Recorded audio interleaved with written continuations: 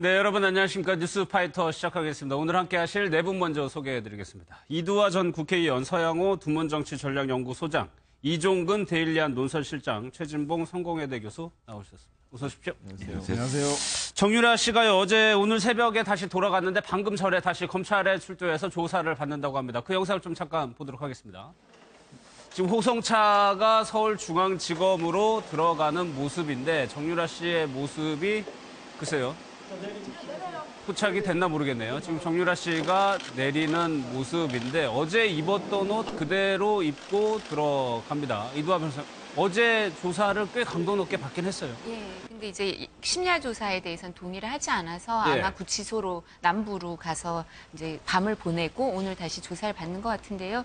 근데 서울 국제공항 인천공항에서 바로 서울중앙지검으로 호송이 돼서 그랬죠. 그리고 또 예. 뿐만 아니라 지금 특수일부에서 아마 장시간 동안 조사를 받았고요. 오늘도 아주 강도 높은 조사가 이어질 거고 아마 예. 영장 청구를 하게 되지 않을까 싶습니다. 오늘 정도. 그러니까 오늘 예. 조사가 의미가 있는 것이 영장 청구를 위한 마지막 조사니까 이제 시간이 영장이 만약에 그 발부가 안 된다고 하면 검찰로서는 대단한 실책이 될 수도 있는 거잖아요. 뭐 변호인 측에서는 예. 정유라 씨 변호인 측에서는 뭐 업무방해 혐의도 입증하기가 쉽지 않을 거고 뇌물도 혐의를 입증하기 쉽지 않을 거다 이렇게 주장은 하고 있지만요. 예. 제가 알기로는 지금 영장을 발부할 때는 그 업무방해 혐의 말고도 그 해외재산 도피라든가 범죄 수익 은닉 뭐 이런 문제 그리고 외환 거래와 관련한 혐의도 지금 추가로 들어가 여러 있기 가지가 있는 때문에요. 것 같아요. 예, 예. 그렇기 때문에. 사실 영장 담당 판사가 지금 중앙지법에 3명 있거든요. 예. 근데 성향을 봤을 때 이 사건과 관련해서는 영장을 발부할 가능성이 크지 않을까 싶습니다. 일단은 높다. 네, 그렇게 네. 전망을 하신다. 알겠습니다. 어제 귀국을 하면서 기자들의 질의응답 시간이 좀 있었죠. 먼저 그 내용을 좀 보고 이야기 나누겠습니다. 덴마크에서 그동안 오래 모른다. 그러니까 3단 콤보라고 하죠.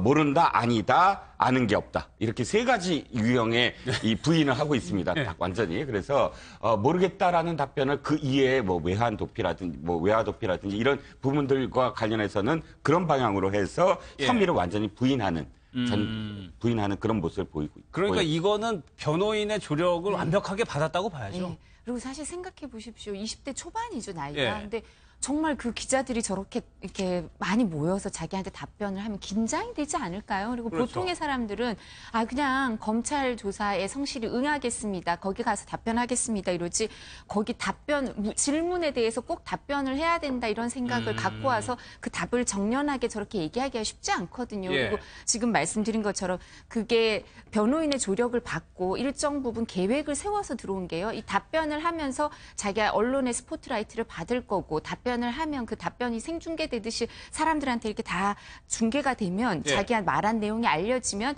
일정 부분 그게 선점 효과가 있다 그러거든요. 우리가 이제 사실관계랑 관련해서 아무 말 안 하고 들어간 것과 또 본인이 다 엄마가 했다. 난 잘 예. 모르겠다. 그리고 담복과 관련된 말은 일리가 있어 보이잖아요. 예, 예, 임신해서 예. 담복 안 맞아서 안 입었다. 그래서 기억을 하고 있다. 그래서 구체적인 이런 얘기를 하면 예. 그런가라고 이렇게 저희도 얘기를 하면서 인구에 회자되면서 이런 게 이제 선입견이 생기는 그런 효과도 노린 게 아닌가 싶고요. 사실 제가 어제 말씀드릴 때 거침이 없는 성격 같다 이렇게 말씀을 예, 예. 드렸었는데 거침이 없는 성격이 아니면 저 얼마나 떨리고 겁이 나겠습니까? 저렇게 얘기를 한다는 게 보통이 아닌 거죠. 아니, 들어오는 비행기 안에서도 K-팝 뮤직비디오를 보면서 긴장을 풀었다. 뭐 요즘 젊은 세대들이 뭐 많이들 보는 거지만 아무튼 저희가 기존에 알고 있던 상식과는 조금 다른 모습을 보여줬어요. 그렇죠. 정유라 씨가 지금까지 보여준 모습 자체가 그래요. 예. 정유라 씨 같은 경우에 처음 잡혔을 때 갑자기 인터뷰를 했는데도 그냥 모든 얘기를 다 하지 않습니까? 예. 예를 들면 주사 아줌마는 누군지 알 것 같다. 뭐 이런 얘기도 그때 했었고요. 모든 게 엄마가 시켰다고 얘기했지만 순간순간 본인이 그냥 생각하는 얘기를 진솔하게 얘기하는 모습을 보여줬기 때문에 사실은 이번 조사에서도 그런 내용들이 갑자기 나올 가능성은 충분히 있다고 보여집니다. 아까 예. 그 인터뷰한 내용도 보면요. 무언가 말할 것 같은데 그만둔 부분이 있어요. 예를 들면 돌이켜 보니 해놓고 좀 쉬었다가 잘 모르겠다 이런 표현을 썼거든요. 그 말은 예. 결국 뭔가 얘기하려다가 이런 얘기를 하면 안 되겠구나 하는 느낌을 받아서 결국 말을 안 하는 거거든요. 그건 최순실이나 아니면 이경재 변호사의 도움을 받아서 절대 얘기하지 말라고 얘기를 들었을 거예요. 그리고 모든 책임은 엄마에게 떠넘겨라. 엄마가 책임진다. 라고 하는 쪽으로 이미 말을 맞췄을 가능성이 높기 때문에 예. 정유라 씨는 그렇게 준비하고 들어와서 대응하고 검찰 조사를 받겠지만 그럼에도 불구하고 전혀 예기치 못하는 상황에서 검찰이 날카로운 질문을 했을 때는 그렇겠죠. 혹시나 본인의 생각이 얼떨결에 나올 가능성은 충분히 있다. 또 한 가지는 본인은 어느 학과를 지원한 전공도 모른다고 그랬는데 솔직히 면접하러 가면서 무슨 과에 지원하지도 모르고 가지는 않습니다. 아니 그리고 면접장에 들어올 때 여기 무슨 과 예. 지원생 이렇게 써 있어요. 저도 면접을 하지만 학교에서 예. 신문방송학과 하면 신문방송학과 면접장 이렇게 써 있는데 들어가는데 아무리 생각이 없는 지원자라도. 그렇죠. 말이 안 되죠. 그러니까 몰랐다 하더라도 면접장에 가서는 충분히 인지할 가능성이 있죠. 내가 예. 무슨 전공으로 지금 지원을 했고. 아니, 그리고 면접을 준비하는 사람이 자기가 무슨 전공으로 지원하지도 모르고 가서 면접을 보진 않잖아요. 교수들이 물어볼 거 아니에요. 왜 여기 우리 과에 지원을 했습니까? 예. 그런데 본인은 지원을 했고 면접까지 본 사람이 자기가 전공을 뭐 하는지 모른다? 이거는요. 예. 상식적으로 이해가 안 되는 말입니다. 아니 뭐 최 교수님 대학에 계시니까 지금 어제 정유라 씨가 나는 대학에 가고 싶은 생각이 한 번도 안 들었었다. 예. 그런데 이대라는 명문에 들어갔단 말이에요. 그랬죠. 글쎄 학생들 입장, 수험생들 입장에서는 굉장히 좀 심리적으로 좌절감. 그럼요. 아니 저 한 사람 때문에 다른 사람이 떨어진 거 아니겠습니까? 그때 점수도 그때 나왔잖아요.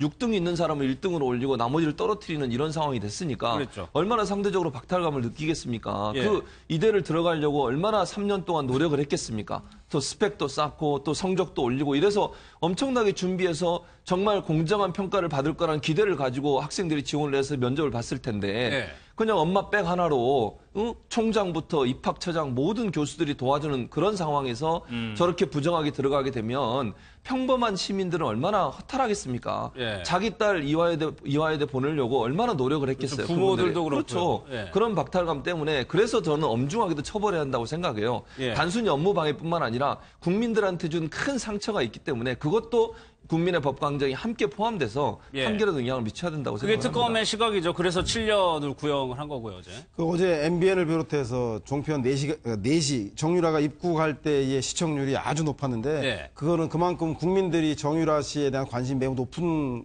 것을 반증하는 거라는 생각이 드는데요.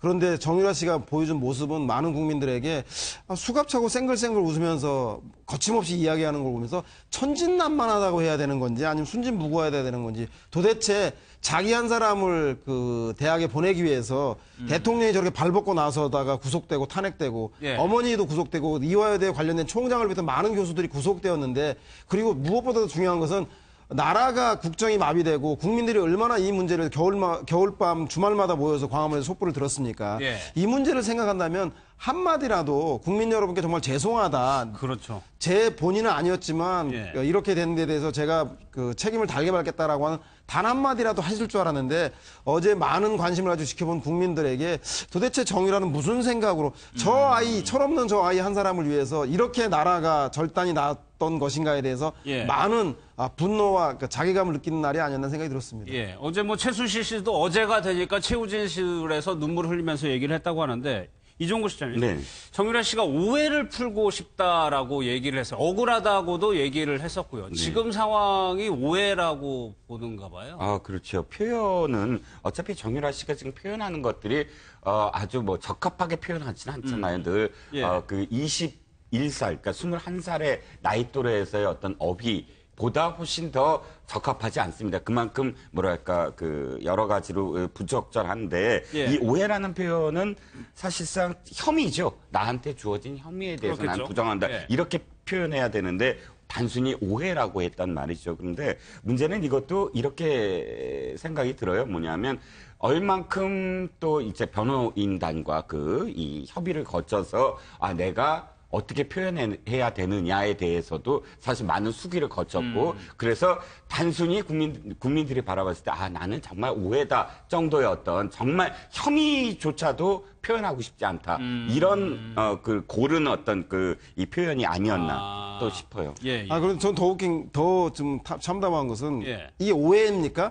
자기가 타고 있는 블라디미르 말이 30억이고 이 사소한 오해인지 모르겠어요. 덴마크의 본인 명의의 있는 집이 5억이 넘는 집이 있고 그다음에 이대 부정 입학을 하기 위해서 수많은 이대의 특혜성 지원 의혹들을 받고 있었고 예. 그리고 삼성의 경영 승계를 위해서 재벌 경영 승계에 대한 그러니까 합병의 대가로 수천억의 국민의 세금이 그 탕진되었다라는 의혹을 받고 있는 이 과정, 이것을 사소한 오해라고 생각하는지에 대해서 예. 이건 뭐 정유라 씨는 사소할지 몰라도 국민들에게는 절대 사소한 문제가 아니어서 끝까지 그렇죠. 진상이 규명돼야 될 부분이라는 생각이 듭니다.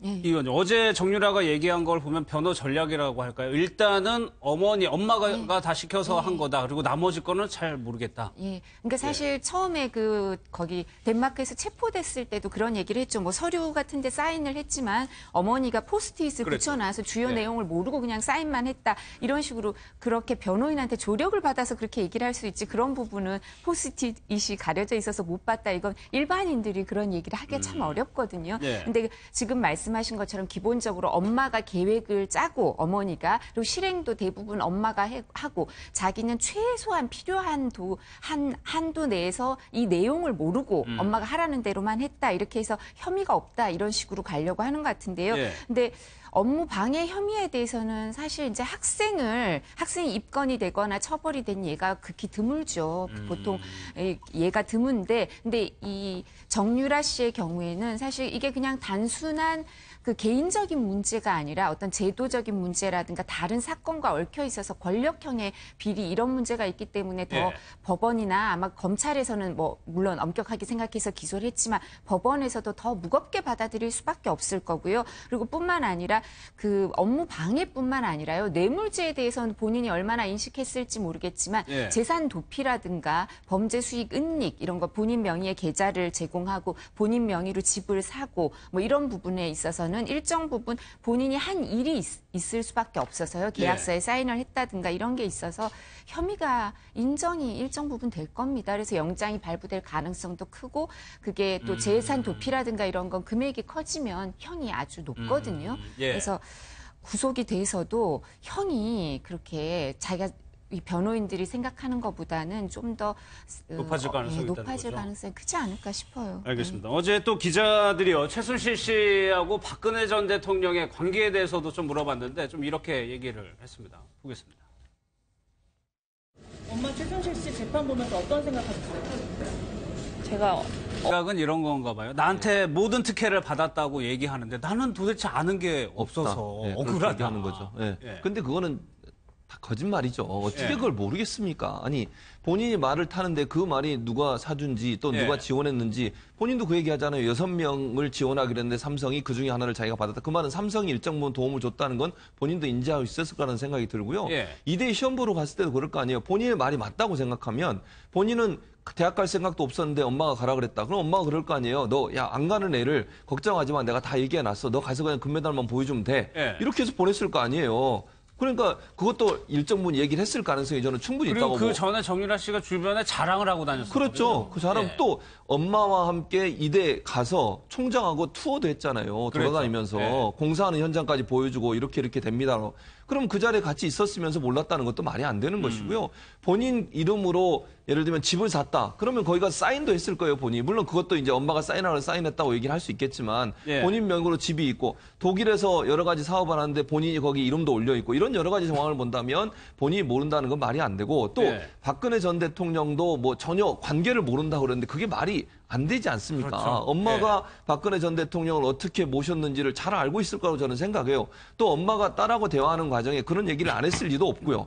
아니 일반적으로 생각해서 엄마가 내가 대통령 이렇게 해 예를 들면 또는 예. 대통령을 만나러 갈 때 같이 갔을 가능성이 저는 충분히 있다고 생각해요. 물론 그건 본인들은 부인하고 있지만 또 몰래 청와대 들어갈 때도 같이 들어갈 가능성도 있지 않습니까? 그건 밝혀지진 않았지만 예. 이런 여러 가지 정황으로 봤을 때 박근혜 전 대통령과 최순실의 관계를 몰랐다고 하는 것은요. 저건 너무 거짓말을 해도 너무 예. 보이는 거짓말을 하는 거예요. 적당히 어려서 잘 몰랐다든지 두 분이 그냥 친한 것만 알았지 자세한 관계를 몰랐다. 이렇게 얘기하면 좀 설득력이 있지만 예. 아예 두 사람의 관계를 모른다? 그건 저는 이해가 안 된다고 그러니까 생각합니다. 저 부분에서 조금 허점이 드러나는데 엄마를 제외하더라도 아버지가 박근혜 당시 의원의 보좌관이었고 그런 사실들이 다 있음에도 불구하고 어떤 얘기가 되는지 모른다라는 거는 의도적인 거겠죠. 어저께 결정적으로 사실 앞뒤가 안 맞는 말이 이겁니다. 예. 마지막에 기자들이 계속 물었죠. 어머니의 혐의에 대해서, 그러니까 재판을 받는 과정에 대해서 아느냐 그랬더니 모른다. 자기는 구치소에 있었고 또 검색을 할 수가 없었다. 그런데 그 전 질문들은 사실 또박또박 무엇을 모르는지에 대해서 대답을 하고 있어요. 그러니까 검색도 모르고 예. 어머니가 어떤 혐의도 모른다면 예를 들어서 국정농단이나 뇌물죄나 이런 것에 대해서 전혀 모른다면 그 전에 질문의 요지도 사실 몰라야 돼요. 검색도 안 하고 전혀 그걸 네, 모르니까. 엄마 그런데 재판 내용도 모르는 사람이. 그렇죠. 그런데 하나하나 대답을 하거든요. 무엇에 대해서 내가 모른다고 얘기를 해요. 그럼 네. 앞뒤가 안 맞는 거죠. 무엇조차도 난 몰라야 되거든요. 그러니까 억울하다라는 말이 잘못된 거예요. 그럼 그러니까 어머니가 재판을 받는 것에 대해서 내가 연루가 된다 안 된다도 몰라야 돼요. 근데 왜 그렇죠. 억울하죠? 예. 억울한 건 그걸 다 알기 때문에 억울한 거예요. 어머니가 국정농단에 연루가 됐고 그 혐의를 받고 있고 삼성으로부터 뇌물을 어떤 혐의에서 받고 있는데 내가 거기에 어느 정도 어떻게 연관이 돼 있기 때문에 나는 거기에 대해서 억울하다. 이게 논리적으로 맞잖아요. 그렇죠. 얼마나 사회적 비판을 받고 있는지를 안다는 거죠. 그런데 검색도 못하고 나는 혐의를 전혀 모르라서 뭐 재판이 어떻게 되는지 모릅니다. 근데 나는 억울합니다. 앞뒤가 안 맞죠. 예. 그런데 최순실 씨하고 박근혜 전 대통령의 관계, 어떤 말이 오갔는지는 굉장히 중요한 부분이잖아요. 예, 근데 사실 그 정유라 씨가 그 부분은 모르겠다고 계속 얘기를 하면서 구체적인 얘기는 거부할 수도 있죠. 그리고 예. 그 부분은 두 사람 사이에 오고 간 건 아주 가까운 사람들만 알 수 있기 때문에 검찰에서 어느 정도 그 부분과 관련해서 정유라 씨한테 협조를 얻어낼 수 있을지 잘 모르겠는데요. 이제 뭐 여러 가지 지금 그 이 시장님도 말씀하신 것처럼 얘기를 계속 질문을 구체적으로 하다 보면 이제 앞뒤가 안 맞는 얘기가 나오면서 거기서 허점이 발견돼요. 그래서 수사를 할 때 보면 물었던 얘기를 여러 번, 수십 번 반복해서 묻습니다. 그러면 답변 나오는 게 일관되느냐 아니냐 이런 걸 보는데요. 그리고 또 어떤 게 있냐면 정유라 씨랑 최순실 씨는 사실 이렇게 소문이 많아요. 이제 저는 제가 직접 본 적도 없지만 제가 아는 사람들은 직접 겪은 사람들이 많더라고요. 그래서 저도 직접 그 이제 전문 증거라고 할 수밖에 없지만 전해서 들었는데 그러니까 그 사람들 중에 일부는 검찰에 가서 수사를 받은 사람도 있거든요. 참고인으로. 그러니까 정유라 씨가 이런 말을 했다. 뭐 최순실 씨가 이런 말을 했다. 그리고 이런 행동을 했다. 뭐 대통령께 영향을 끼쳐줄 수 있는 것처럼 이런 말과 행동을 자기한테 했다. 이런 진술을 이제 참고인 조사를 받은 사람들도 굉장히 많고요. 구체적이겠네요. 예, 그런 게 많고 그리고 그 최순실 씨와 정유라 씨의 특징은 사실은 박근혜 전 대통령과의 관계가 아니면 사회적 지위가 좀 애매해요. 저분들이 재산은 많았을 수 있는데요. 누구다라고 얘기하기가 참 애매해요. 그러니까 그렇죠. 본인이 생활하는 사회 그 반경의 여러 사람들과 봤을 때 딴 사람들이 그렇게 대접을 잘 안 해주는 거예요. 자기들이 갖고 있는 권력과 돈에 비해서. 그러니까 더 약간 우리가 보기엔 갑질이란 표현을 쓰는데 이제 짜증을 내고 사람들한테 화를 내고 하면서 그런 여러 가지 행동을 해서 그와 관련된 여러 가지 정보가 있고요. 그리고 또 이제 물적 증거도 있을 수밖에 없죠. 저 일을 봐준 사람들이 다 각기 흩어져 있긴 하지만 그 사람들도 수사에 협조를 하면서 서류도 나오고 하면서 여러 가지 사실관계가 좀 더 밝혀질 가능성도 큽니다. 그렇죠. 정유라 씨가 그 박근혜 전 대통령과 자신의 모친 어머니 최순실과의 관계에 대해서 주력한 증인이 될 수밖에 없고 검찰도 이 부분에 대해서 많은 관심을 가질 수 있는 게 갈 수밖에 없는 게 뇌물 사건에 있어서 두 사람은 경제적 이익을 공유한 사이라는 것들을 검찰은 상정하고 있는데 그것에 결정적인 증언과 진술을 해줄 수 있는 사람이 정유라라는 생각이 들어요. 만약에 경제적 이익을 공유한 사이라는 걸 확인이 될 경우에는 최순실이 받은 뇌물조차도 박근혜 대통령의 뇌물 혐의와 공범이 될 수 있기 때문에 대단히 중요한데 노승일 부장의 전언에 따르면 정유라가 고3 때 2014년도에 엄마 아버지가 나 말고 박근혜 대통령에 대해서만 올인하고 있기 때문에 자기가 이 문제에 대해서 폭로하고 기자회견을 하려고 했다라고 해서 주변에서 말렸다라는 얘기를 하지 않습니까? 이런 걸 보면 단순하게 어머니 아버지가 박근혜 전 대통령 어떤 관계였는지를 모른다라는 건 설득력이 없고 상당히 전체적인 종합적으로 그 구체적인 세부적인 모르지만 그 중에서 중요한 부분에 대해서는 분명히 깊이 알고 있을 거라는 생각이 들고 기자들과 달리 아마 중앙지검 특수부에 조사할 때는 아마 이 부분에 대해서도 아주 밀도 있게 조사가 진행되지 않겠다는 생각이 듭니다. 어제 또 질의응답 과정에서 정유라 씨가 좀 울컥했던 장면이 있었습니다. 그 부분도 한번 보겠습니다. 그럼 과거에 본인이 그래서 이 돈도 실력이다라는 부분에 대한 사과를 했는데 예. 어제 최순실 씨도 이 부분을 꼭 얘기를 했단 말이에요. 그렇죠. 예. 왜냐하면 이 부분은 국민적 공분을 사는 부분입니다. 사실 예. 정유라에 대한 사회적 불만은 사실 이 말 때문에 일어난 거 아니겠습니까? 예. 그러니까 많은 일반 국민들이 볼 때는 돈 있으면 그럼 다 되는 거냐. 돈이 실력이라고 하고 엄마의 백이 실력이라고 하면 그렇게 받아들여지죠. 그렇죠. 공평하고 평등한 사회가 아니잖아요. 그러면 돈 많고 백 있는 사람은 좋은 데 가고 좋은 성적을 받고 좋은 대학에 입학할 수 있는 구조고 돈 없고 힘없는 사람은 아무리 노력해도 안 되는 사회라고 하면 그 사회가 무슨 가능성이 있는 사회겠습니까? 예. 그것 때문에 엄청나게 많은 젊은이들이 상실감을 느끼고 부모들도 얼마나 큰 상처를 입었습니까? 거기에 대해서 두 사람은 그 사회적 공분을 좀 줄여보겠다고 하는 시도라고 봐요. 그러니까 유일하게 정유라가 어제 나와서 어제 인터뷰하면서 인정하고 사과한 부분이 저 부분이에요. 예. 나머지는 다 부인하고. 그건 결국 이미 밝혀졌고 명확한 증거도 있고 사회적으로 큰 공분을 일으킨 내용에 대해서 예. 본인들에 대한 사회적 불만이나 비난을 좀 줄여보려는 시도를 하고 있다고 보고 예. 그럼에도 불구하고 법적 책임을 지는 부분에는 모두 다 모른다고 얘기하고 아니라고 얘기하고 관계없다고 얘기하는 걸 보면 예. 법적 처분은 피하려고 하는 그런 시도라고 보여지죠. 아니 비난을 좀 덜어보려고 하면은 잘못한 거에 대해서 응분의 책임을 지고 용서를 구해야 되는 건데 그런 부분에 대해서는 다 모른다고 얘기하면서 저렇게 얘기하는 것도 상당히 어떻게 보면은 조금 예. 그렇죠. 검찰이 구형을 할 때도 이 대목을 인용을 해요. 예. 이 최순실이, 아니, 정유라가 한 표현에 대해서, 그래서 이제 구형을 7년을 하는 어떤 그런 이유를 이 대목으로 시작을 하는데, 이건 똑같죠. 예를 들어서 최순실 씨가 난 죄인이다, 뭐 하는 부분들이 실제로 내가 죄를 지어서 인정을 하고 거기에 대해서 응분의 책임을 지겠다는 것이 아니고, 예. 그 죄는 사실 우리가 왜 그런 거 있지 않습니까? 가족끼리 뭐 부모가 자식한테 나는 너한테 사실 제대로 키워주지도 못해서 죄인이야.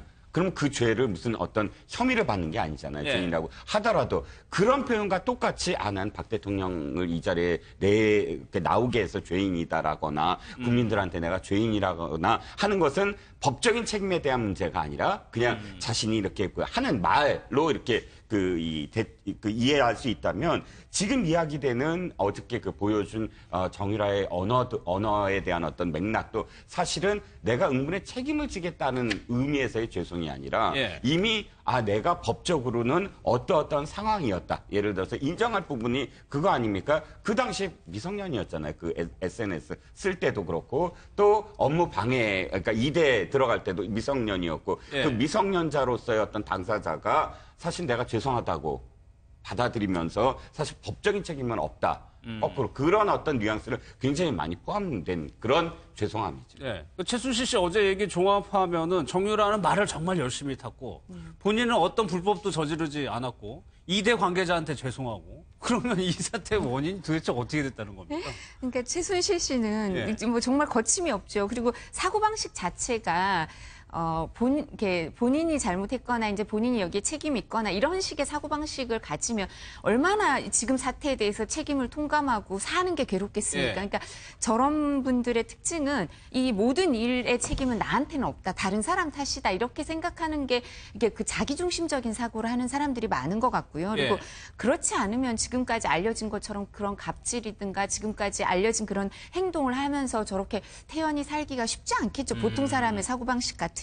예. 근데 사실 최순실 씨와 최순실 씨는 그래도 나이가 있고 경험이 있으니까 말을 할 때 본인이 하고 싶은 말을 다 하면서도 그래도 유불리를 좀 따져서 한 것 같은데요. 그러니까 지금 걱정을 하는 거는 정유라 씨를 걱정을 하겠죠. 그러니까 최순실 씨와 정유라 씨가 법정에서 얘기를 한다던가 아니면 공항에서 저렇게 얘기를 하는 거는 일정 부분은 자기들이 뭐 말을 해서 선점 효과, 사실관계, 자기들이 알리고 싶은 사실을 알리는 것도 있지만요. 사실 저렇게 얘기하면서 거부감을 불러일으키는 것도 있거든요. 예, 태도라든가 그렇죠. 내용 예. 이런 것 때문에. 근데도 저렇게 얘기를 하는 거는 변호인을 통해서 서로 의사연락도 할 수 있지만 이제는 점점 어려워지거든요. 그러니까 저렇게 얘기를 서로 하는 거는 이게 언론에 다 보도가 되잖아요. 예. 그럼 지금 구치소라든가 이렇게 있으면 신문은 받아볼 수가 있어요. 이제 그렇기 때문에 신문이나 뉴스도 일정 부분 뭐 조사를 받으면서 너무 시간이 없으면 몰라도 규칙적으로 볼 수가 수가 있으니까 의사 연락을 할 때 간접적으로 대화하는 간접적으로 대화 이렇게 얘기를 할 테니까 너도 여기 맞추고 엄마도 그 얘기를 하는 거고 딸도 엄마 탓으로 돌리면서 계속 그 얘기를 엄마하고 변호인을 통해 한 번, 두 번은 했겠지만 이제 앞으로 계속 이렇게 나가겠다. 이런 것도 암시하는 게 아닌가 싶습니다. 말은 죄송한데 실제 내용은 맹랑하고 아주 발랄한데 제가 볼 때는 그 말의 맥락 속에 숨어 있는 것은 변호사에게 법리적인 조력과 방어는 철저하게 교육받고 훈련받은 게 아닌가. 그래서 전체적으로 국민들에게 죄송하다라고 하지만 실질적으로는 삼성 뇌물에 대해서는 인정하지 않고 있고 2대의 업무방해, 입학 비리 관련해서는 엄마가 한 일이라고 철저하게 대응하는 거 보면 본인의 잘못한 유죄에 대한 부분들은 철저히 방어하되 자세와 태도는 죄송하다라고 하는 이중적 전략을 취하는 거 보면 이경재 변호사로부터 충분하게 법률적 조력을 받고 훈련되어서 귀국한 게 아닌가라는 걸 반증하는 것 아닌가 싶은 생각이 듭니다. 저는 아까 그 동영상에서 사실 굉장히 주목하는 대목이 이거예요. 덴마크 체류 비용을 물었을 때 모른다라고 대답한 부분. 그렇죠. 왜냐하면 이겁니다. 지금 정유라가 돌아오게 한 데는 사실 최순실의 그 의도가 아니면 못 돌아오거든요. 그럼 본인이 돌아오고 싶다고 해서 돌아올 수 있는 상황이 아니잖아요. 왜 거기서 진짜 우리가 언론에서 계속 얘기했듯이 무슨 말을 어떻게 할지 모르는데 끝까지 뭐 변호인끼리의 어떤 연락을 통해서 막았을 거예요. 그런데 돌아왔던 건 최순실의 어떤 의지가 포함이 돼 있는 거고 그렇다면 저는 개인적으로 최순실 씨가 지키고자 하는 것이 딱 두 가지라고 생각한 게 하나는 정유라 씨. 근데 정유라 씨를 돌아오게 했다? 그러면 또 다른 지키고자 하는 게 무엇이냐? 그건 돈이라고 생각해요. 자기가 지금까지 축적해왔고 그다음에 뭐 독일로 도피했던 아니면 국내에 있던 그런데 원래 장시호 씨한테 그걸 맡겼지 않습니까? 그렇죠. 장시호 씨가 계속 이모가 금고를 얘기했는데 앞으로 이렇게 우리를 지켜줄 것이다. 이 얘기까지 폭로를 하고 금고의 위치까지 폭로를 하고 그런데 어쨌든 그 금고 못 찾았습니다. 그러니까 국내에 어떠한 재산이 있는지 알려진 부동산 이외에는 사실은 거의 현금으로 돈을 계속 써왔다면 그 현금 부분도 사실 찾질 못하고 있잖아요. 그러면 지금 덴마크 체류 비용은 굉장히 중요한 어떤 맥락이 덴마크에서 가장 유명한 로펌의 가장 유명한 변호사를 바로 당일날 체포된 당일날 선임했다면 그 정도의 어떤 그런 그 정보와 그 정도의 어떤 이 비용을 당장 지불할 수 있는 능력이 아니라면 덴마크에 전혀 없지 않습니까? 독일에서만 있었지. 그렇다면 그 비용이 어디서 나온 것이며 또 계속 안민석 의원이 추적했던 그 재산 도피 그 부분과 관련해서도 사실 그 맥락이 좀 이어지고 하니까 이 부분과 관련해서 8시간의 어떤 어저께 오늘 계속 이어지는 그런 조사에서 상당 부분 또 이 부분이 밝혀져야 되는 부분이 아닌가 싶습니다. 선생님 어제 인터뷰에서 제가 그나마 좀 진실되다라고 느낀 부분이 아들 얘기할 때였거든요. 어쨌거나 정유라 씨는 최순실 씨가 그러는 것처럼 자기 아들이 제일 중요해 보입니다. 그렇죠. 그러니까 최순실이 정유라를 사랑하는 것처럼 또 부모의 사랑이니까 그건 또 정유라가 자기 아들에 대해서 그런 마음을 갖고 있는 거죠. 그래서 사실 이제 어제도 인터뷰하면서 아들이 걱정되는 부분들을 얘기했고 곧 들어오게 되지만 본인은 언제 들어온지 얘기할 수는 없다라고 얘기를 했습니다. 그렇다고 하면 그것이 연결고리라면 최순실의 태도도 어찌 보면 정유라에 대한 조사가 어떻게 진행되느냐에 따라서 약간의 변화가 가져올 가능성이 있다고 봐요. 그렇죠. 왜냐하면 누가 봐도 지금 상식적으로 정유라는 모른다 그러고 엄마가 시켜서 했다고 하는데 엄마는 죄가 없다고 얘기해요. 그럼 누가 책임을 지는 겁니까 대체? 그 많은 증거들과 증언들을 통해서 분명히 국기문란 사건이 일어났고 분명히 불법이 저질러졌는데 최순실은 자기는 안 했다 그러고 정유라는 그 모든 책임을 최순실에게 떠넘기고 있는 상황이에요. 그러니까요. 그런 상황이라면 누군가 책임을 져야 되는가? 최순실이 말이 안 되는 거죠 사실은. 자기가 나한테 미뤄라 해놓고 본인은 계속 부인을 하고 있는 상황이에요. 그러니까 정확하고 명확한 증거가 나오지 않는 이상은 본인은 부인하겠다는 전략을 쓰고 있는 건데 그렇다 하더라도 정유라에 대해서 검찰이 어떤 압박을 가하고 정유라 조사 과정에 또는 구속된 이후에 조사를 계속하는 과정에서 어떤 진술이 나오느냐가 최순실의 심경을 변화시킬 가능성도 충분히 고려해 볼 수 있다. 그건 정유라가 아들에 대한 감정처럼 최순실이 정유라에 대해서 갖고 있는 감정이 남다르기 때문에 그것에 의해서 최순실 일정 부분 전체는 아니더라도 정유라 연관된 부분에서 정유라를 보호하기 위해서 본인이 했다라고 하는 증언을 할 가능성도 배제할 수 없는 상황이라고 볼 수 있겠습니다. 그러니까 진정으로 딸을 보호하려고 했으면 자기가 책임을 그렇죠. 그렇게 돼야 되는 그런데 그러지 않은 상황에서 딸을 보호해달라라고 그거는 말이 안 되는 거죠 지금. 그리고 정유라 씨 원래 서울구치소로 갈 줄 알았는데 남부구치소로 갔단 말이에요. 거기 최순실 씨가 같이 있거든요. 서울구치소는 지금 개호 인력이 부족하거든요. 이 국정농단 주범에게 공범들이 너무 많아가지고요. 관리할 수 있는 인력이. 근데 저희 그 붙여놓은 거 보지 않았습니까? 나대, 불치 뭐 이렇게 해서 해석도 하고 한 것처럼 공범들끼리 의사 연락이 안 돼야 되니까 마주치지도 않아야 되고 변호인 접견 또 뭐 재판 받으러 나올 때 이런 때 다 마주치지 않도록 개호를 하려면 예. 교도관이 부족하거든요. 그리고 그 박근혜 전 대통령도 지금 수감돼 있기 때문에 거기에 또 이제 전담 팀이 붙어 있고 하니까 여성 교도관은 더 부족하죠. 그래서 그러네요. 남부구치소는 지금 뭐 안종범 그 씨라든가 몇 명밖에 없기 때문에 훨씬 그 관리하기가 좀 여력이 있는 편이어서 사실 이 모녀간을 같이 두고 싶지 않았을 거예요. 교정 당국에서도 이렇게 여러 가지 얘기가 나올 수 있기 때문에. 근데 서울구치소가 더 힘들기 때문에 남부구치소가 이 관리하기가 더 편해서 그렇게 한 겁니다. 그럼 만약에 구속영장이 발부가 되면은 또 남부구치소로 가게 되는 아마 그럴 가능성이 클 거예요. 서울구치소는 지금 거의 포화 상태예요. 지금 그 수용 인원도 넘어서가지고 지금 예. 원래 정원보다도 수용 인원도 많은 상태인데다가 공범들이 너무 많기 때문에 정유라 씨도 다 만약에 구속영장이 발부돼서 수감 생활을 한다면 예. 저기도 그 국정농단에도 걸리죠. 나에도 걸리죠. 불은 안 걸리지만 대에도 걸리죠. 그죠? 그리고 츠도 걸리죠. 이러니까 정유라 씨도 이렇게 개호하기가 어렵거든요.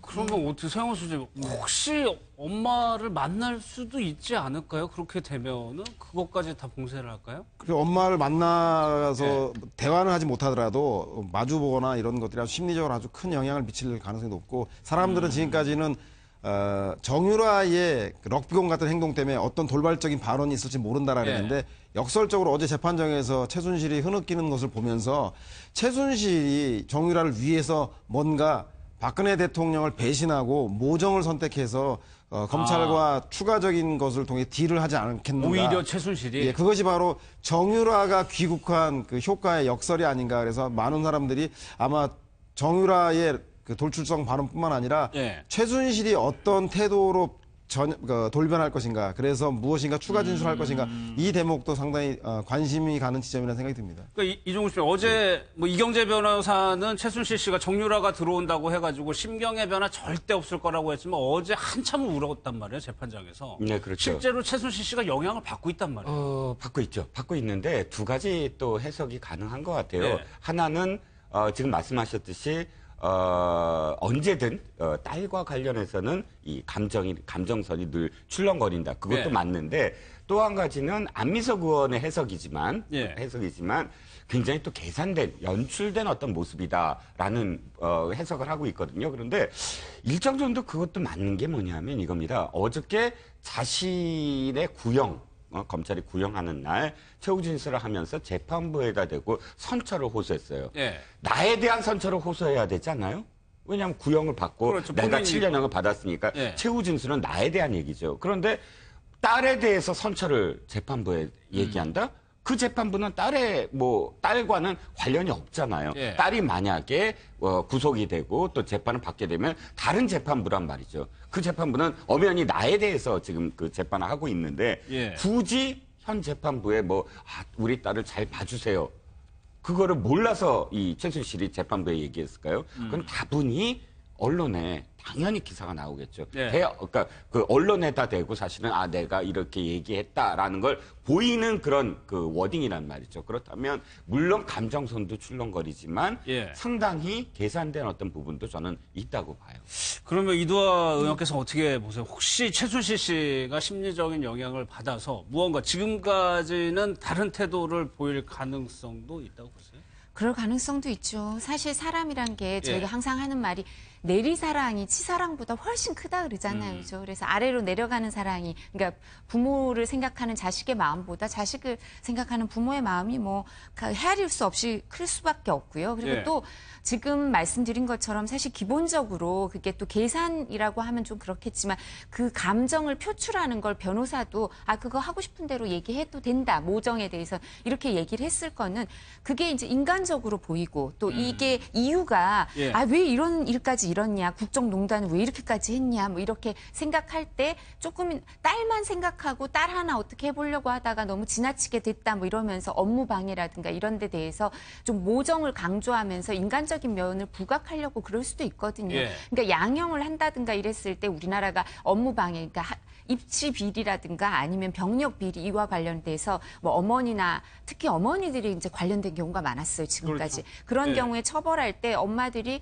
정말 이렇게 잘못했다, 딴 아이의 기회를 박탈했지만 내 자식만 생각해서 그랬다, 내 자식을 생각하는 마음이 너무 커서 그랬다 그러면 조금은 또 마음이 재판부에서도 그렇게 네. 움직이는 게 있거든요. 그래서 그런 것처럼 이렇게 그런 계산도 했을 텐데요. 그 최순실 씨 입장에서는 지금 그 제일 중요한 거는 저도 이 실장님 말씀에 동감하는 게 재산 문제일 겁니다. 재산하고 정유라 씨 장래 이런 걸 생각할 텐데요. 지금까지 부인해온 게 있지만 법정에서 또 항소심이나 아니면 1심 중간에도 이 발언을 번복할 수도 있어요. 예, 검찰에서 예. 수사한 거와 달리.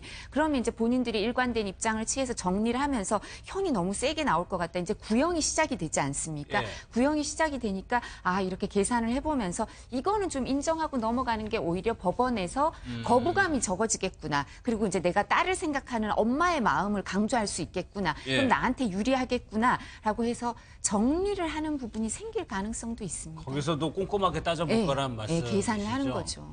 알겠습니다. 최순실 씨 어제 첫 구형이 나왔는데 7년이 구형을 한 건 굉장히 좀 중요하게 보고 있다는 거죠. 그렇죠. 지금 예. 이제 이게 사회적으로 이 사건에 대해서 갖고 있는 어떤 사회적 분노 이런 부분들이 반영됐다고 저는 보고요.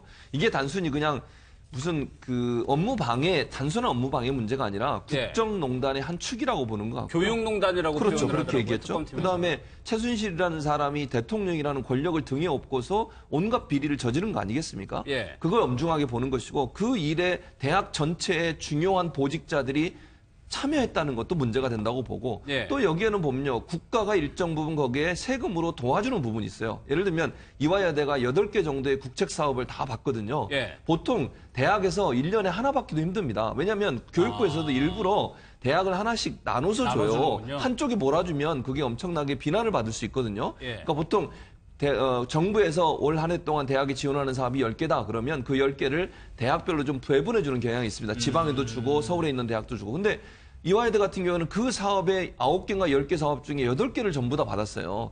그거는 분명히 특혜에 가깝다고 볼 수밖에 없어요. 교육부가 일부러 그렇게 하지 않는 이상은 한 대학이 8개 이상의 사업을 따온다는 건 몇십억이잖아요. 그거는 대학으로서는 엄청난 이익이고요.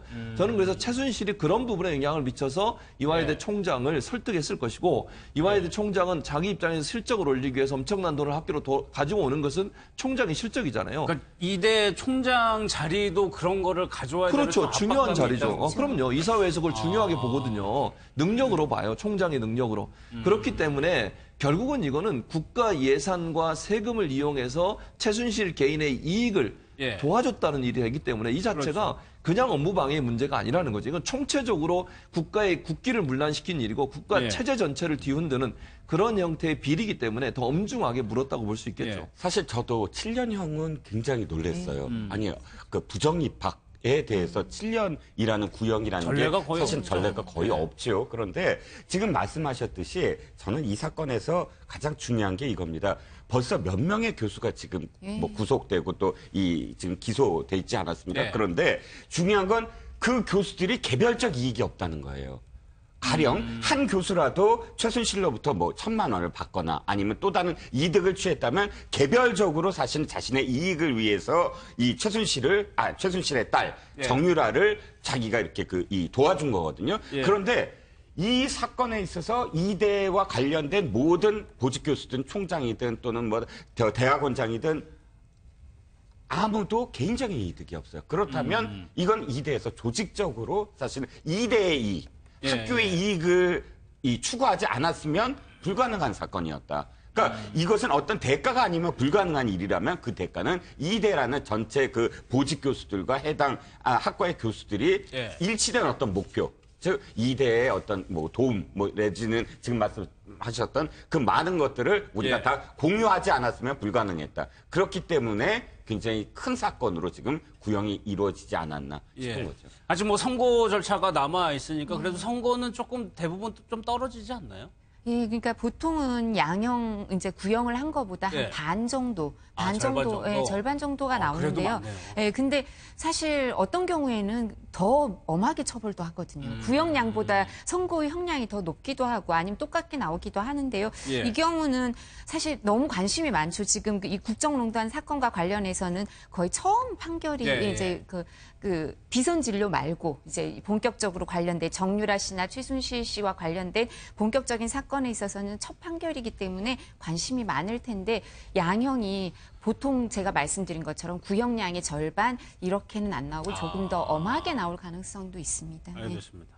노승일 전 부장이 뭐 여러 가지 폭로를 해왔는데 이번에는요. 김관진 전 안보실장하고 정윤회 씨가요. 호영호제하는 사이다라고 얘기를 했는데 일단 그 영상을 좀 한번 보겠습니다. 유라야. 그때는 이제 유연이라고 불렀죠. 유연아, 박원호 원장님이 너네 아버지하고 형님 동생 한다는데 웃기지 말아요. 생물학적인 우리 아빠는요. 김관진 장관님하고만 김관진 아저씨라고 표현했죠. 네. 김관진 아저씨하고만 형님 동생이에요. 그래서 김관진 국방부 장관 이렇게 생각하고 그다음부터 제가 질문 안 던졌죠. 서명수님, 저 또 노승일 씨 얘기를 들으니까 정윤회 씨는 또 지금 기분 심경이 어떨까도 좀 궁금해지네요. 그렇죠. 아마 전 아내는 감옥에 가 있고 예. 지금 딸도 체포되어서 지금 검찰 조사를 받고 곧 영장이 청구될 위기에 있기 때문에 아마 그 아버지로서 전 남편으로서 아마 마음의 심기가 아주 대단히 불편한데 재미나는 것은 이 문제에 있어서 예. 노승일 부장이 김관진 국방부 장관과 이 정윤회 씨가 아주 절친한 사이라고 하는 게 눈길을 끄는데 예. 아마도 이 관련해서는 많은 분들이 그 증언을 여러 차례 했었는데 특히 송영길 의원이 인터넷 언론과 인터뷰를 통해서 아마도 로키드 마틴 그 사드를 제조하는 데가 로키드 마틴사 아니겠습니까? 예, 예. 로키드 마틴사와 관련해서 김관진, 정윤회, 최순실과 관련이 있다. 그리고 안민석 의원도 로키드 마틴사 회장하고 최순실이 만났더라는 소문이 있다. 예. 이런 이야기를 하면서 대선 기회 중에 갑작스럽게 사드가 배치되고 사드가 예. 현실화된 게 한미 간의 안보 문제 말고도 로키드 마틴사와 최순실과 김관진 간의 모종의 커넥션이 있는 게 아닌가라는 이야기를 의혹을 계속 나왔었죠. 네, 언론을 통해서 제기하는 바람에 아마도 그것을 반증하는 게 바로 노승일 부장의 이야기고 특히 정유라가 네 남자친구, 즉 남편이죠. 남편이 군대도 해결 안 하고 독일에 왔는데 이 문제 어떻게 할 거냐 그랬더니 예. 우리 그 회장님이 다 알아서 해주실 거라고. 최순실 씨가 선이 넓어서 한다는 게 바로 그 사람이 김관진 장관을 통해서 이 문제를 해결해 주는 거를 시사하는 게 아니냐라고 해서 김관진 장관과의 관계가 새삼스럽게 언론의 주목을 받고 있는 것 같습니다. 예. 이 김관진 전 장관이고 안보실장이죠. 예. 이 문제는 그 전투기 도입 사업과 연관이 돼 있습니다. 지금 그러니까 보잉사와 로키드 마틴사 두 회사가 경쟁을 했었거든요. 입찰을 했는데 공군에서 정부에 요구하는 건 전투기 60대가 필요하다고 요구를 했어요. 예. 그렇게 해서 입찰을 진행하다가 60대 가격하고 맞는 회사가 보잉사 쪽으로 기울어져서 보잉사하고 계약을 거의 체결 단계에 갔다가 갑자기 하루아침에 정무적 판단이라는 발표를 그때 당시에 김관진 장관이 하면서 예. 로키드 마틴사로 바뀝니다. 그리고 나서 40대를 구입을 해요. 왜냐하면 로키드 마틴사에서 개발한 전투기가 좀 더 가격이 비싸거든요. 그래서 보잉사로 원래 체결이 가려고 하다가 갑자기 로키드 마틴사로 바뀌었는데 그 바뀐 이유를 그냥 예. 정무적 판단이라고 발표를 해요. 김관진 전 장관이. 그러면서 의혹이 일기 시작하는 거죠. 예. 그리고 나서 지금 이제 노승일 씨가 정유라 씨의 말을 인용해서 얘기했던 것처럼 김관진 전 장관과 정윤회 씨가 친한 사이다, 호영호제하는 사이다라고 얘기하면서 두 사람의 커넥션이 있었던 게 아닌가. 거기에 최순실과 연관돼 있어서 거기서 나오는 일정 부분의 돈을 최순실이 또 빼간 게 아닌가 하는 의혹이 일고 있고요. 예. 여기에는 이제 지난번에 우리가 잘 알고 있는 무기중개상인 린다 김도 포함되어 있습니다. 린다 김, 그다음에 김관진, 정윤회 이 세 사람이 예. 전투기 사업에 개입을 하면서 이 전투기 사업이 수조 원대 사업이거든요. 그런데 그 전까지 보면요. 박근혜 대통령 정부, 그러니까 박근혜 정부가 들어서기 전까지는 보잉사 전투기가 대체적으로 우리 공군에 많이 들어왔어요. 그러니까 그런데 로키드 마틴사는 거의 800억 정도 수준밖에 수주가 안 됐었거든요. 예. 그런데 박근혜 정부 들어서고 나서 수조 원대로 엄청나게 뜁니다. 그러니까 박근혜 정부 들어서 록히드 마틴사가 거의 전투기 사업이나 무기 사업의 대부분을 우리나라에 납품하는 그런 회사로 바뀌게 돼요. 예. 거기에 검은 커넥션이 있지 않았나 하는 것이 지금 의혹이 일고 있고요. 예. 그것도 조사할 대상이라고 생각이 됩니다. 아니, 지금 문재인 대통령이 국방부 개혁, 군개혁을 지금 하려고 하는 건데 그거하고도 연관돼 있죠. 관련이 또 한 있을까요? 가지는 예. 사드도 록히드 마틴사에서 만든 거예요. 아. 근데 지금 우리나라에 들어와 있는 사드도 록히드 마틴사에서 만든 거기 때문에 예. 박근혜 정부 들어서 록히드 마틴사에서 만든 여러 가지 무기들이 한국으로 들어오고 수입을 하게 되는, 그러니까 입찰해서 받아서 들어오는 경우가 많고요. 예. 록히드 마틴사가 또 뭐가 문제가 됐냐면 기술 이전을 하겠다고 그랬다가 4개의 중요 기술을 이전하지 않겠다고 뒤로 물러서면서 2천억 가량을 또 손해를 봤어요. 우리나라 국방부가. 그러니까 그런 손해를 보면서까지 록히드 마틴사를 굳이 고집하는 이유가 예. 김관진, 정윤회, 최순실 또 거기에다 린다 김까지 포함되어 있는 무기에 검은 커렉션이 있지 않나 예. 하는 것이 지금 의혹이 일고 있는 부분이라고 볼 수 근데 있겠습니다. 사실 예. 이와 관련해서는 아마 지금 계속 뭐 린다 김 얘기도 오래됐고 하기 때문에 검찰에서 단서가 있으면 방위산업 비리에 관련해서 지금 뭐 과거에 단장도 팀도 만들어서 수사를 하고 있기 때문에요. 예. 이 부분은 첩보가 있으면 수사를 시작했을 거예요, 아마. 그래서 근데 이제 검찰의 입장으로 저희가 법조인의 예, 눈으로 예. 보면 이 노승일 씨의 진술을 이제 들은 얘기를 말을 하는 거잖아요. 예. 정유라 씨한테 이렇게 들었다. 근데 본인이 김관진 국방부 장관 이렇게 생각만 하고 질문을 안 했으니까 이 김관진이 그 김관진인지 법조인의 눈으로는 알 수가 없는 거예요, 지금. 그러니까 왜냐하면 김관진이라는 사람이 동명이인도 있을 수 있고 본인이 이건 생각을 한 거군요. 생각을 한 예. 거니까 그래서 이 사실관계는 쭉 이런 진술이 예. 이렇게 많이 알려져 있는데 왜 수사를 안 하냐 이렇게 생각하실 수가 있는데요. 이런 거부터 확인을 해야 되는 거죠. 진짜 정유라 씨한테도 물어봐야 되고 아니면 진짜 죄송합니다.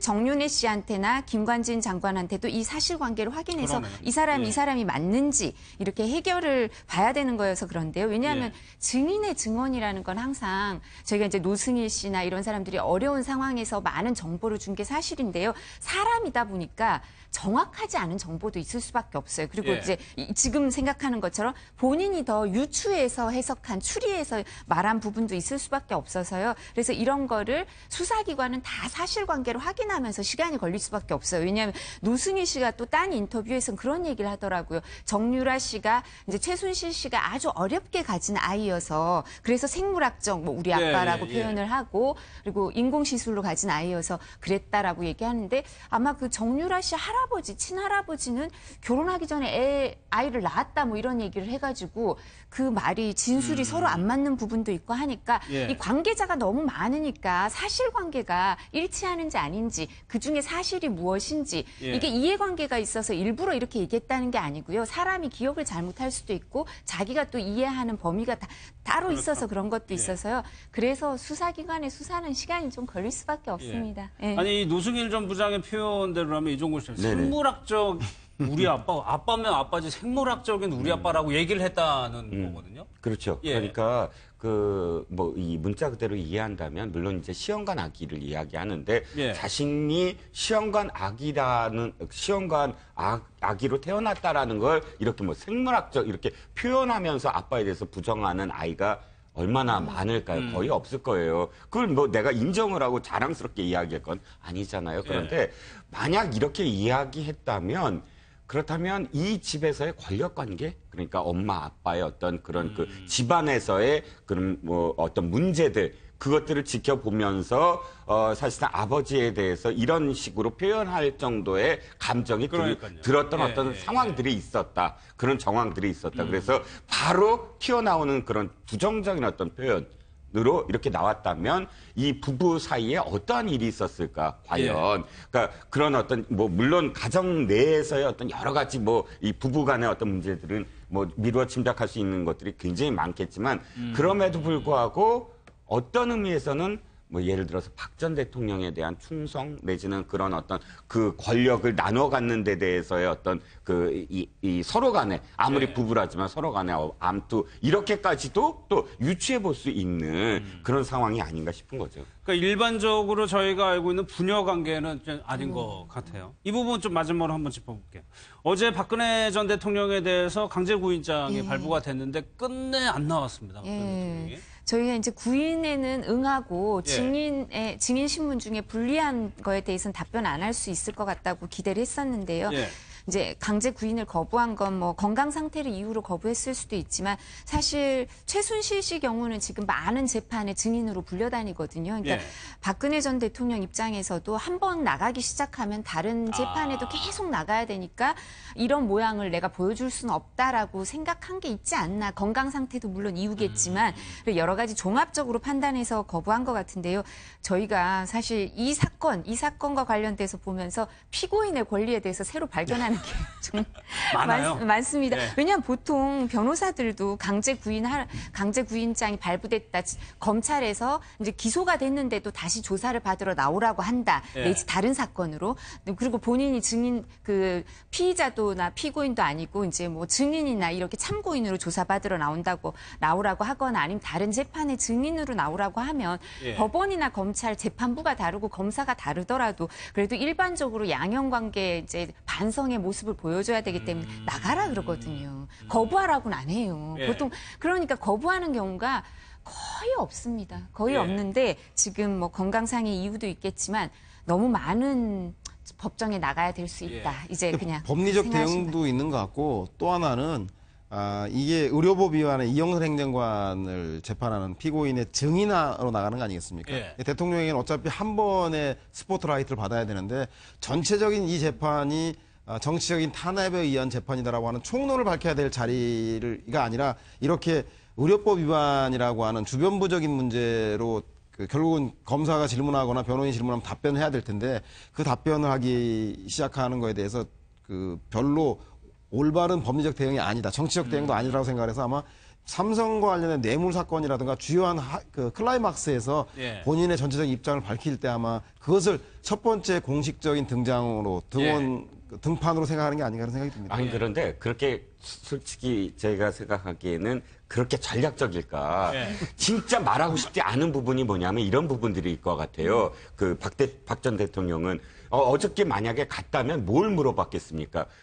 왜 보안 손님 이런 그렇겠죠. 부분을 비서진의 물어봤을 거예요. 부분이었으니까. 그러면 당신이 불렀느냐? 실제로 최순실을 몇 차례 불렀느냐? 이런 질문이 분명히 있었을 거고 그렇다면 사실 앞으로도 저는 박 전 대통령이 대답을 안 할 부분이 최순실과 관련해서 얼만큼 청와대에 불려왔고 또 내가 그걸 주체적으로 했고 또 어떤 도움을 받았고 청와대 내에서 예. 이런 부분과 관련해서는 철저하게 진술하고 싶지 않을 거예요. 왜냐하면 그 존재 자체를 인정하고 싶지 않거든요. 예. 사람들에게 그걸 보이고 내가 관계가 있었다. 아주 그 표현도 마음의 경계를 허물었을 뿐이다. 이런 식으로 굉장히 애매모호하게 하고 예. 있으므로 앞으로도 저는 그 부분과 관련해서는 진술을 거부하지 않을까 싶습니다. 알겠습니다. 정치권 얘기를 좀 마무리로 해보겠습니다. 한민구 국방장관을 비롯한 국방부가 이제 고의로 누락했다라는 게 논란이 되고 있는데 어제 청와대 발표부터 좀 먼저 보겠습니다. 국방부가 사기 추가 사실을 보고서에서 의도적으로 누락했음을 확인했습니다. 수차례 강도 과정에서 문구가 삭제됐다는 사실을 확인했습니다. 이 부분은 피조사자 모두가 인정하고 있습니다.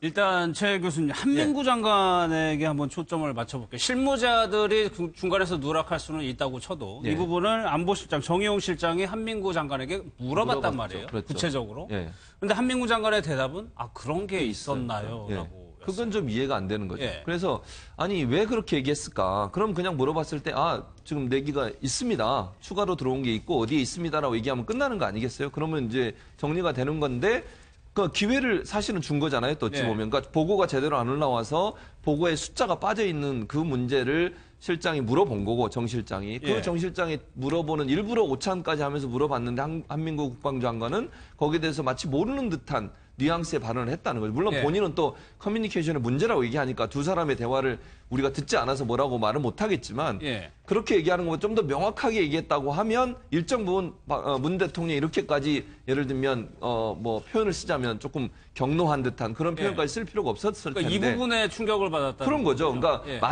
마치 국방부 장관이 뭔가 숨기려고 하는 거 아닌가 하는 의문이 들 정도의 발언을 했다는데 문제가 있다고 보고요. 예. 그러니까 사실은 이게 뭐 예를 들어서 예전에 보도가 됐기 때문에 어느 정도 국민들 사이에 인지된 부분이 있긴 해요. 그러나 중요한 것은 새로운 정부에 보고하는 국방부의 태도 자체가 예. 뭔가 숨기려고 하고 제대로 보고하지 않았다고 하는 부분에 대해서 국기문란이라고 볼 수 있는 부분이 있어서 청와대로서는 상당히 당혹스러운 거 아니겠습니까? 예. 국방부 장관이 보고하는 과정에 있어서 자세하게 모든 거를 다 얘기하고 이 보고했으면 더 좋았을 뻔했는데 그걸 두루뭉실하게 보고를 하는 과정에서 제대로 보고되지 않은 것은 결국 국방부가 일부러 뭔가를 누락하려고 하는 게 아니었나 하는. 그러니까 예. 그게 뭐 예전부터 보도가 돼서 인지가 됐든 안 됐든 그런 문제가 아니라 대통령이나 아니면 청와대에 보고하는 자세 자체에 대해서 문제를 삼고 체계에 있는 대해서 거니까. 문제 제기를 그렇죠. 하는 거죠. 거기에 대해서 지금 문제를 삼고 있는 거니까 그 부분에 국방부에 실수한 부분이 있죠. 명확하게 숫자를 정했다고 문제가 없었을 텐데 숫자를 적지 않은 것 때문에 문제가 되는 거니까 그 부분은 이제 국방부의 실수라고 저는 보는 거죠. 네, 저는 이제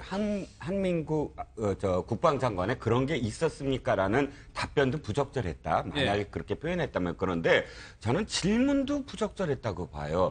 질문이 어떻게 되냐면 사드 사기가 들어왔다면서요? 라고 물어봤다면 이건 떠보는 거잖아요. 사실은 팩트가 있어요. 자, 26일 날 그 사드 반입에 대한 보고 있는데 보고가 없었다. 26일 석연치 않아서 물어봤더니 처음으로 알았다. 네. 팩트를 알았어요. 그렇다면 사실은 국방장관한테 들어왔다면서요라고 묻는 것이 아니라 왜 제대로 보고가 지금까지 안 됐죠? 처음부터 보고를 하셨어야죠. 라고 추궁을 했어야 될 문제 아닙니까? 그런데 왜 떠보는 듯이 사드 사기가 들어왔다면서요 했더니 그 대답을 했다고 해서 이 사람 안 되겠구나? 저는 이 과정이 굉장히 석연치 않은 게 이를테면 이겁니다. 보도 말씀을 하셨지만 4월 26일 YTN이 밤 10시에 그 사드 2기는 이미 배치돼 있고 또 다른 사드 이 발사대가 이동하는 거를 추격을 해서 찍어요. 그러면 그 다음에 그걸 보도하자마자 언론들이 굉장히 크게 보도를 했어요. 아니 이미 다 들어왔는데 왜 2기만 공개를 했느냐. 이렇게 언론들이 다 보도를 한 내용에 대해서 사실은 사드와 관련돼서 얼마나 경선 과정, 대선 과정에서 많은 질문들이 있었고 또 문재인 대통령 후보 시절에 이걸 어떻게 하겠다라고 이야기까지 했습니까? 그렇다면 사드 문제는 두 가지예요. 국방과 제대로 보고 안 한 거 저 추궁해야 된다고 봐요. 그렇다면 그런데 또 역으로 이 정부는 들어서자마자 사드에 대해서 제대로 보고를 받았어야 돼요. 보고를 안 했던 거에 문제를 삼는 것만이 아니라 제대로 보고해라라고 추궁을 하고 21일이 지난 그 시점까지 사실 왜 가만히 있다가 나는 알고 있어. 그런데 너희들 왜 제대로 보고 안 하는지 내가 계속 볼 거야. 보고 안 했네. 그러면 오찬까지 가서 추가 반입됐다면서요? 라는 식으로 물어서 그 대답을 이 사람 안 되겠구나라는 식으로 문제를 해결했느냐. 저는 이건 사실은 굉장히 석연치 않다는 그러니까 거죠. 간단하게 얘기하면 취임이 20일이 지나도록 그 중요한 사드 반입에 대해서 왜 뒤늦게 직접적으로 파악했느냐. 파악했냐라는 게 요지인데 아니 방학 숙제했는데 숙제를 좀 늦게 하는 건 문제가 되지만 그래도 숙제하겠다는 걸 탓하면 안 되고요. 직접적인 보고를 누락한 국방부의 책임과 그것을 늦게 파악하려고 했던 두 책임을 기계적인 균형으로 맞추면 안 될 것 같아요. 무엇보다도 중요한 것은 대통령은 제가 볼 때 참을 때까지 참은 거 아니겠어요? NSC 회의를 수차례 하고 그리고 국무위원들하고 간담회하고 국방부도 방문하고 국정기획위원회 자문회의 보고회에서도 국방부 보고를 받았고 더더군다나 26일 날 국가안보실장이 국방부로도 정식 업무 보고를 받았는데 거기도 누락되고 은폐됐었고 그리고 28일 날 안보실장이 전화로 확인했는데도 그 말이 들어왔다면서요 물어본 거나 왜 누락시키셨어요 물어본 게 그게 무슨 큰 의미가 있겠습니까? 이 얘기는 곧 왜 누락시켰냐에 대해서 엄중하게 안보실장이 물어본 거였죠.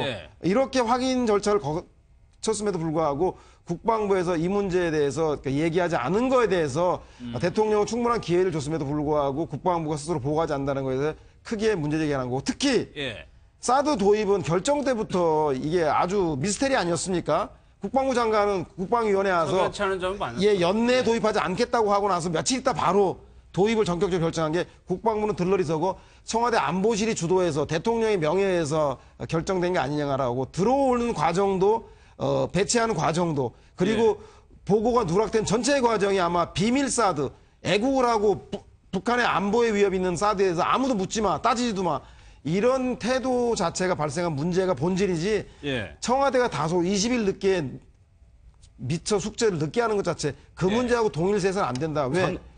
국군 통수권자하고 국민의 안전과 생명을 지켜야 되는 문제가 무엇보다도 중요한 문제가 아니겠냐. 그 점을 중심으로 바라야 한다 생각이 듭니다. 예. 근데 이게 상대가 있는 문제이기 때문에요. 국내 문제와 국제 문제를 분리해서 이제 정부에서도 대응을 하는 게 앞으로 적절하지 않을까 생각이 듭니다. 사실 우리가 특사도 보냈었고요. 대통령께서 시진핑 주석과 트럼프 대통령하고 통화도 했었죠. 사실 정상회담 지금 준비도 하고 있는 이런 상황인데요. 뭐 국방부에서 지나친 비밀주의 때문에 이 부분에 대해서 명확하게 맺기 이렇게 표기를 해서 보고를 제대로 안 했다면 그건 정말 심각한 문제예요. 왜냐하면 대통령이 특사를 파견할 때나 대통령께서는 이걸 다 알고 계셔야 되죠. 다른 정상들하고 얘기할 때도. 그리고 이 문제에 대해서 대통령이 얼마나 관심이 많은지는 모두가 다 알고 있지 않습니까? 그래서 제대로 보고를 안 했다면 이건 심각한 문제인데요.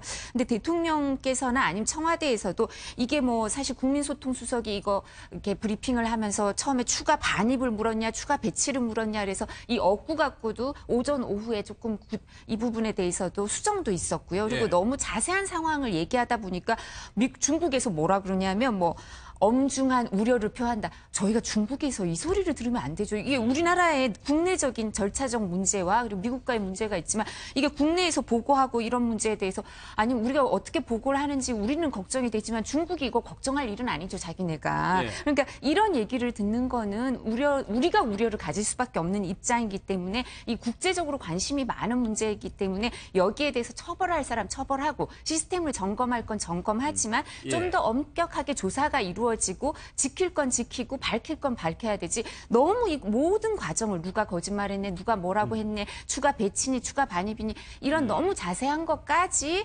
국민들이 꼭 알 필요도 없고 국민들 그리고 왜냐하면 우리가 아는 순간 이제 외국에서도 중국 같은 이런 나라에서 이런 걸 활용하니까요. 그래서 지킬 건 지키고 밝힐 건 밝히자라고 말씀을 드리고 싶습니다. 예, 제가 지금 아까 그 주장을 했던 건 이겁니다. 숙제를 안 했으면 야단을 쳐야 돼요. 근데 야단의 정도가 어느까지의 정도냐는 거죠. 그 숙제 제대로 안 했으니까 이걸 제대로 보고를 해. 제대로 다시 숙제를 해와라고 야단을 치는 것과 충격을 받아서 완전히 이 충격을 받았다. 대통령이 충격을 받았다라는 건 굉장히 중요한 멘트예요. 그런데 충격을 받았다. 그 다음 날은 이 오찬 내용의 말까지 이렇게 표현을 하면서 이 거짓말을 한 사람으로 그냥 몰아버리잖아요. 그 진위는 저도 모릅니다. 앞에 맥락이 어떻게 되는지 다 봐야지 알 것 같아요. 하지만 그렇게까지 감정적으로 지금 그걸 드러내서 하는 건 의도가 있다. 그러니까 마치 돈만찬 사건을 이렇게 이 시작으로 해서 검찰 개혁을 하듯이 이것을 이런 식으로 충격을 받았다라고 표현하면서 군 관련한 개혁을 하겠다. 이렇게 지금 의도를 읽을 수밖에 없는 그렇다면 그 의도나 정치적인 배경은 뭐가 있을까요? 가장 중요한 건 사실은 사드와 관련해서 이겁니다. 오늘 문재인 대통령이 어저께 오늘 이렇게 언론에 보도한 바에 따르면 미국에 대해서 얘기를 해요. 우리의 국내 문제가 있다. 그거를 미국도 이해해야 한다. 바로 사드 문제와 관련해서 이렇게 해야만 사실은 주도권을 우리가 갖고 또 재협상을 한다건 혹은 또 국회 인준을 하건 이런 어떤 기반 하에서 해야 되지 않느냐라는 의도가 저는 있었다고 봅니다. 두 가지죠. 하나는 한미 정상회담을 앞두고 사드 문제를 공식화하고 의제화함으로써 미국과 협상력을 높이겠다. 절차도 불투명하고 의회에서도 비준하라고 하니 미국도 좀 기다려보고 우리 얘기를 충분히 들어오고 중국도 좀 설득하라라고 하는 한미 정상을 앞두고 난 의제화하기 위한 의도가 하나 있는 거. 또 하나는 국방개혁에 대한 문제, 인적 청산 문제하고 방산 비리 아니겠습니까? 이 문제에 대해서 본격화하겠다는 신호탄으로서 제가 보기엔 충격이라고 하는 정무적인 정치적인 표현을 쓴 게 아닌가 하는 생각이 듭니다. 아니 근데 또 한 가지는 어제 미국 민주당 원내총무를 만났잖아요. 문재인 대통령이. 거기서 분명히 그렇게 얘기했어요. 전 정부에서 했더라도 정부가 맺은 조약을 지금 정부가 그냥 뒤집거나 그걸 반납하거나 이러진 않는다. 지금 문제는 국내적으로 여러 가지 논란이 되고 있는 사안의 진실이 뭔지를 밝히겠다고 얘기하는 것이고 저는 충격적으로 얘기한 건 저는 그렇다고 봐요. 대통령이 영이 서지 않는 문제에 대해서 지적을 하는 거잖아요. 그런 문제도 아니 부서에서 부처에서 대통령한테 자기의 자기를 관리하고 있는 최고의 통수권자에게 보고하는 내용에서 숫자가 제대로 안 들어가고 제대로 누락해서 보고했다고 하면 그건 큰 문제죠. 만약에 이런 문제가 국방부뿐만 아니라 다른 부서에서도 만약에 그렇게 국기가 문란이 돼서 적당히 두루뭉실 얘기하면 넘어가겠지. 전 정권의 장관이니까 나는 얼마 있으면 잘리겠지. 그러니까 적당히 해야겠다. 이런 식으로 나오는 것에 대해서 명확하게 얘기를 하는 거죠. 그렇게 하지 말라고. 그러니까 대통령이 업무나 직무나 아니면 국정 운영을 제대로 할 수 있도록 열심히 좀 해달라 하는 그런 차원에서 발언이라고 봅니다. 알겠습니다. 여기서 마무리하겠습니다. 뉴스파이터를 시청해주신 여러분 고맙습니다.